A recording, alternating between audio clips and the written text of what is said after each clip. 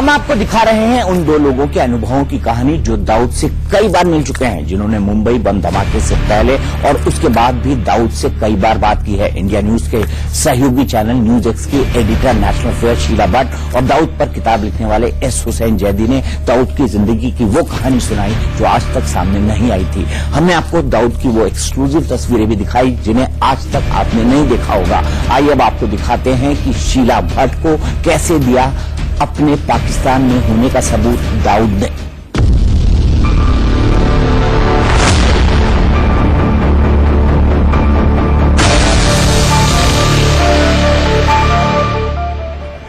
हुसैन जी, मैं जानना चाहूंगा, ये सारी बातें होती हैं, पता चलता है कि ऐसा है वैसा है, कुछ ने ऐसा कहा कुछ वैसा कहते हैं। क्या राजनीति और राजनीति से जुड़े हुए लोग दाऊद के करीब हैं? बिल्कुल। मतलब एक रीजन जो मैं ये जो कह रही है कि वो स्पेशल कंडीशंस की वजह से उसको नहीं आने दिया गया, मेरा तो बिल्कुल ऐसा मानना है कि उसको इसलिए नहीं आने दिया कि अगर वो आता तो बहुत से लोगों के राज खुलते थे, बहुत से लोगों की जो दबे हुए जो उनके गुनाह थे वो जाहिर हो जाते थे, और बहुत से जो कनेक्शन दाऊद ने जो मिनिस्टर के साथ कर रखे थे, मतलब यहाँ तक कि बहुत से एमपीज के साथ उसके रिलेशन थे, यहाँ से लेके दिल्ली से लेके यूपी। आप मानते हैं आज भी होंगे? बिल्कुल, आज भी कनेक्शन है। क्योंकि जिस तरह से दाऊद आज तक जो है बॉम्बे की अंडरवर्ल्ड और बॉम्बे की बिजनेस कम्युनिटी में कनेक्टेड है। आपको ये बात पता है, बॉम्बे में दाऊद के आज भी बहुत से बिजनेस हैं और आज भी फ्लरिश हो रहे हैं। यानी ये तो अभी इकबाल कासकर के अरेस्ट से जो आपने देखा है वो सिर्फ एक टिप ऑफ द आइसबर्ग है। अदरवाइज ऐसा बहुत कुछ है जो अभी खुलेगा, अभी जाहिर होगा, जो आज तक लोगों को पता नहीं था। तो क्या ये माना जाए इकबाल कासकर की गिरफ्तारी फिर एक नई दिशा की ओर इंगित करती है कि अभी बहुत राज आए? यानी ये है कि जो चीजें अब तक ढकी छुपी थी, जो अब तक हम लोगों के सामने जाहिर नहीं थी, वो अब आपके सामने जाहिर होने लगेगी। कंपनी आज भी मुंबई में जिंदा है? कंपनी आज भी मुंबई में जबरदस्त तरीके से अपने उरूज पर है, वो खत्म नहीं हुई है।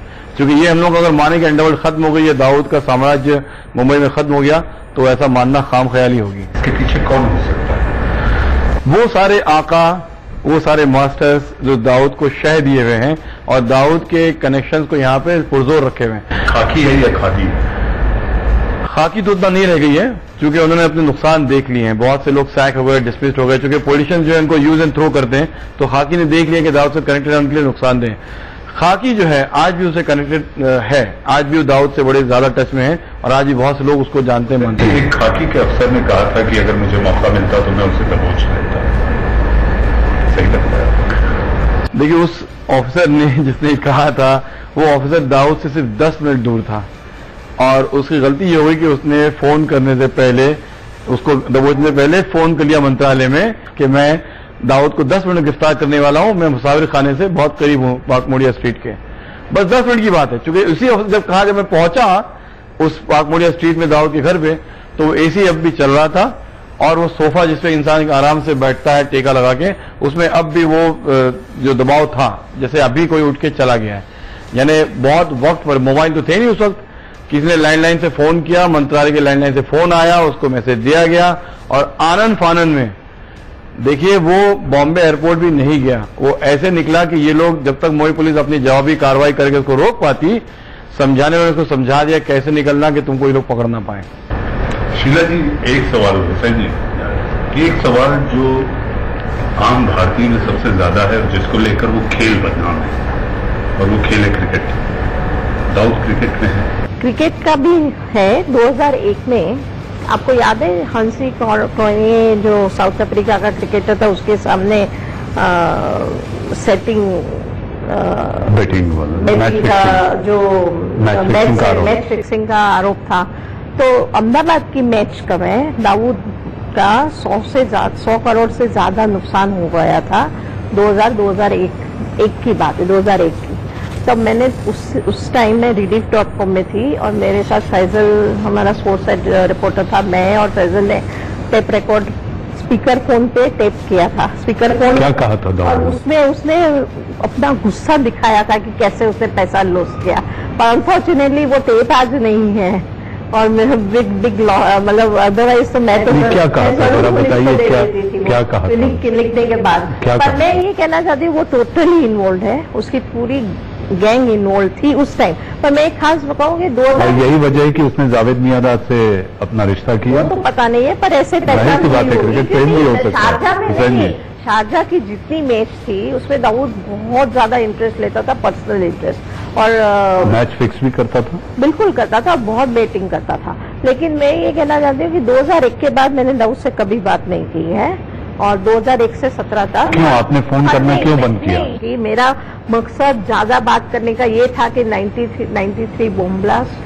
क्यों, कैसे एग्जैक्टली क्यों हुआ, कैसे किया, पाकिस्तान का क्या रोल था, मुझे और ज्यादा अच्छी डिटेल जाननी थी, क्योंकि मेरा जर्नलिज्म था, वो पार्ट ऑफ माय जॉब। क्या उसने आपसे 4 घंटे की फोन में ये माना कि उसका आईएसआई और पाकिस्तान की उससे कोई संबंध है? क्रिमिनल ऐसे नहीं मानता है ना। लेकिन आपको प्रमाण जरूर दिया होगा कि वो पाकिस्तान में है। नहीं, मैंने आपको पहले ही कह दिया इंटरव्यू में कि मैं बार बार कह रही हूँ, पाकिस्तान में दाऊद बैठा है वो टोटली डिस्क्रेडिटेड है। एक देश है जिसमें आपकी जरूरत है, आपके कोर्ट में उसको बुला रहे हैं, उसको इज अ प्राइम एक्यूज, वो एडवर्सरियल कंट्री है। नहीं शीला जी, मैं जो ये जानना चाहता हूँ कि क्या ऐसा कोई प्रमाण साबित कर सकता है कि दाऊद पाकिस्तान में है? नहीं देखिए, मतलब ये सब पॉलिटिक्स भी है ना, तो मैं मानती हूँ वो है पाकिस्तान में और कराची में ही है, और एक देश को अच्छा नहीं, कोई भी देश को अच्छा नहीं लगेगा क्या, चाहे रशिया का सबसे बड़ा कोई एक हिस्टोरिक लीगल केस हो और उसका प्राइम एक्यूज चाइना में बैठ सकता है इतना आराम से, ओपनली, ब्रेजनली? क्या अमेरिका का कोई मोस्ट वांटेड क्रिमिनल लंदन में घूम सकता है क्या? तो दाऊद कैसे कराची में? कोई देश ये सहन नहीं कर सकता। आपको कोई प्रमाण मिला? मैं दाऊद को ये बात 25 बार बताई थी, और उसका अलग अलग वो तो ऐसे सीधे नहीं बोलेगा, पर एक बार ऐसा हुआ कि बहुत ज्यादा करने के बाद उसको मैंने कहा कि आप मुझे एक फैक्स भेजो, तो उसने मैंने कहा कि कैसे पता कि हयात होटल कराची की आपकी है, तो उसने मुझे एक फैक्स भेजा था, और वो फैक्स आया था जिसमें ऊपर एक लाइन थी टाइप्ड, जिसमें कराची और हयात होटल का टेलीफोन नंबर था। अच्छा, फिर वो फैक्स भेजा, उस फैक्स नंबर पे मैंने उसको फिक्स से फैक्स भेजा। हुसैन जी, अब सवाल आता है, दाऊद की बात तो हो रही है, लेकिन उसके भाइयों का क्या? बात अनीस इब्राहिम की होती है, छोटा शकील की, आपको क्या लगता है ये लोग कितने सक्रिय हैं और कितने दाऊद की पकड़ में है कि उसके इशारे पे ही सब कुछ करते हैं? अनीस तो उस दाऊद के साथ है, और बाकायदा जो फिलहाल दाऊद के लेफ्ट और राइट हैंड हैं वो छोटे शकील और अनीस इब्राहिम हैं। तो यानी उसकी सारी एक्टिविटीज का जो शायद कंसेप्शन जो है वो दाऊद करता होगा, और एग्जीक्यूशन अनीस और शकील दोनों करते हैं मिलकर। तो सक्रियता के एतबार से दोनों अपने आप में बहुत एक्टिव हैं। एक सवाल जिसपे सारे देश की नजरें टिकी हैं, हमारे देश के प्रधानमंत्री से लेकर गृह मंत्री और सारी सरकार कहती है कि दाऊद को वापस लाना है, और इसका जिम्मा एनएसए अजीत डोभाल को। आपको लगता है दाऊद आएगा? देखिए, मैंने आपसे कहा ना कि 1994 से आज 2017 में 23 साल हो गए हैं। ये पहली बार ये जाहिर नहीं हुआ है कि दाऊद जो है वो कराची में क्लिफ्टन बीच के पास मोइन विला में रहता है। यानी हमारी एजेंसीज के पास उसका पिन कोड नंबर है उसके रेजिडेंस का, ये हम जानते हैं, उसका पासपोर्ट नंबर जानते हैं, किस पासपोर्ट से रहता है, कहाँ रहता है, और नॉट जस्ट कराची, वो उसकी इस्लामाबाद की प्रॉपर्टीज को जानते हैं, उसके लाहौर में जो उसकी प्रॉपर्टीज है वो जानते हैं। यानी they have everything on Dawood. Point ये कि 23 साल में आप अगर एक शख्स को वहां से नहीं ला पाए तो इसकी सिर्फ 2 ही वजह, या पाकिस्तान आपसे ज्यादा पावरफुल है, या उसको लाने के बारे में सीरियस नहीं है। तो बस पॉइंट यही है कि अगर आप लाना चाहते अब तक ले आते। अगर आज भी उसकी वो 3 शर्तें मान ली जाए तो लगता है आपको आएगा? अब तो खैर वो नहीं लगता, वो शर्तें भी लगाएगा, और मुझे लगता नहीं शर्तों भी आना चाहेगा वो, क्योंकि बहुत कुछ गुजर चुका है और बहुत कुछ हो चुका है, तो वो खुद से आने के बाद नहीं रखेगा। हालांकि जब मेरा इंटरव्यू था उसने उसे कहा था कि मैं आज भी जे अस्पताल का वो चौराहा याद करता हूं, मुझे आज भी वो गलियां याद हैं, और मैं आज भी अपने शहर को याद करता हूं, और ऐसा कौन सा शख्स होगा जो अपने वतन से मोहब्बत नहीं करता, अपने वतन ना आना चाहता हूं। तो यानी आना तो चाहता है वो, या उसका चाहता था, अब शायद मेरे ख्याल से उसका इरादा ना हो, तो वो अलग बात है। बहुत संक्षिप्त में हुसैन जी, कोई ऐसी बात, कोई ऐसी कहानी जो आपकी और दाऊद के बीच की बातचीत है और वो इस किताब में? नहीं, मेरी और उसके बीच की कहानी नहीं है, लेकिन मुझे एक दूसरा किस्सा है जो मुझे अमजद खान के बेटे ने, शादाब जो उनकी किताब लिख रहे हैं, उसने सुनाया था, अमजद खान और दाऊद के बीच का वाकया, जो बहुत ही इंटरेस्टिंग था। मुझे आज भी वो वाकया इसलिए याद रहा जो अमजद को दाऊद ने सुनाया था कि एक बार दाऊद जब दुबई एयरपोर्ट पे बैठा था तो कोई शख्स, दाऊद ने उसको रोक के पूछा, भाई मेरा लाइटर तो लौटा दो। तो उसने दाऊद को बहुत घूरा और उसने कहा तू जानता नहीं मैं कौन हूँ, मैं दाऊद का आदमी हूँ। सो वो भी ये दाऊद ने कहा कि मैं उसका मुंह देखता रह गया कि ये दाऊद को पहचानता भी नहीं है, लेकिन दाऊद के नाम से मुझे धौंस दे रहा है। ये सब में मुझे जो बहुत याद रह गई है जो बात, और जिससे मुझे बहुत शर्म और दुख है, वो बात ये है कि मैंने दाऊद का नॉर्मल, बिकॉज वो ड्रग का बिजनेस कर रहा है अपने देश, मुझे तो बहुत ही घृणा है पूरे जो भी करने वाले हैं और जो इन्वॉल्व है। तो मुझे दाऊद से पूछना था, तो मुझे जानना था शायद कुछ और भी मिल जाए ड्रग बिजनेस पे, तो मैंने उसका इंटरव्यू लिया। मेरा इंटरव्यू छप गया, मैं तो उसको भूल के मेरा तो नेक्स्ट वीक का कौन सी कवर स्टोरी करनी है उस पर मेरा ध्यान था, और मैं दंग रह गई। It was such a shame on our society कि जब दाऊद का इंटरव्यू आ गया तो कम से कम 150 से ज्यादा लोगों ने मुझे फोन किया मुंबई में उस जमाने में 88 में कि उनको दाऊद से मुलाकात करनी थी और उनको सब दाऊद से काम करवाने थे। वो सब लोगों को जुडिशरी में विश्वास नहीं था, उन सबको पॉलिटिशियन में विश्वास नहीं था, उन सबको पॉलिटिकल लीडर्स में विश्वास नहीं था। और इतने अच्छे अच्छे फेमस लोगों ने मुझे फोन किया कि अरे शीला तुम दाऊद को मिलते, वो तो फोटो छपी थी मेरी, तो भी वो मुझे पूछ रहे थे कि तुम सचमुच दाऊद को मिलते। और फिर ये सबने मुझे फोन किया, मुझे इतना गुस्सा आया, इनका ये क्या हो रहा है अपने देश का।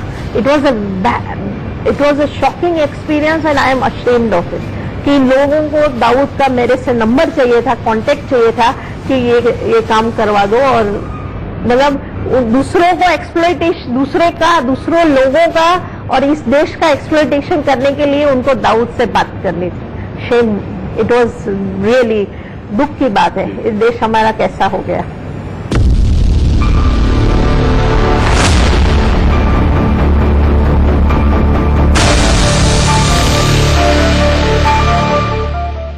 इंडिया न्यूज के सहयोगी चैनल न्यूज एक्स की editor national affairs Sheela Bhatt और लेखक एस हुसैन जैदी की दाऊद के साथ मुलाकातों की ये सारी कहानी साल 2001 से पहले की है। उसके बाद के इन 16 सालों में दाऊद की जिंदगी बहुत बदल गई है। खुद को बचाने के लिए वो पाकिस्तान की गोद में जा बैठा है। भारतीय खुफिया एजेंसियों के पास उसके पाकिस्तान में होने के पुख्ता सबूत है और भारतीय खुफिया एजेंसियां उसकी गर्दन दबोचने की तैयारी कर रही हैं, लेकिन पाकिस्तान अपने नापाक मंसूबों के लिए दाऊद को छिपा रहा है।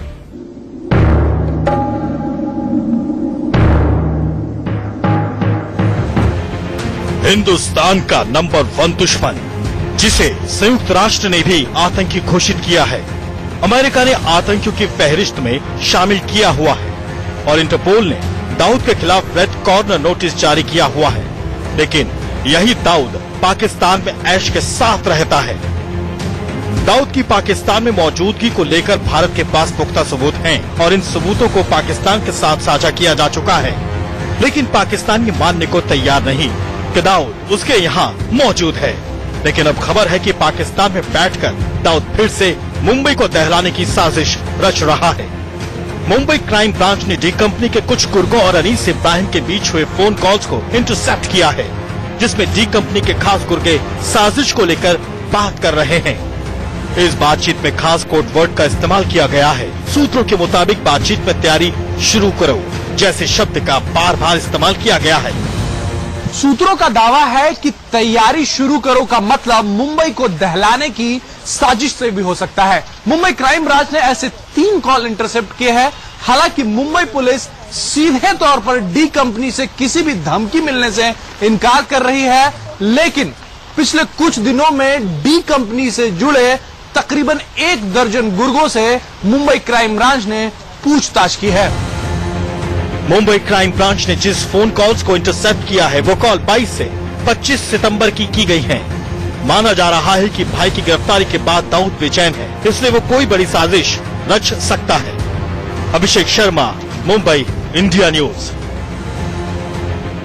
गुनाहगार कितना भी शातिर क्यों ना हो, एक ना एक दिन पकड़ा ही जाता है। इसी तरह पाकिस्तान की आड़ में छिपा दाऊद खुद को बचाने की कितनी भी कोशिश क्यों ना करे, एक ना एक दिन उसे उसके गुनाहों की सजा जरूर मिलेगी। एक ना एक दिन आतंकवादी दाऊद इब्राहिम भी पकड़ा जाएगा। हमारी इस खास पेशकश में इतना ही। देश और दुनिया की बाकी खबरों के लिए आप देखते रहें इंडिया न्यूज।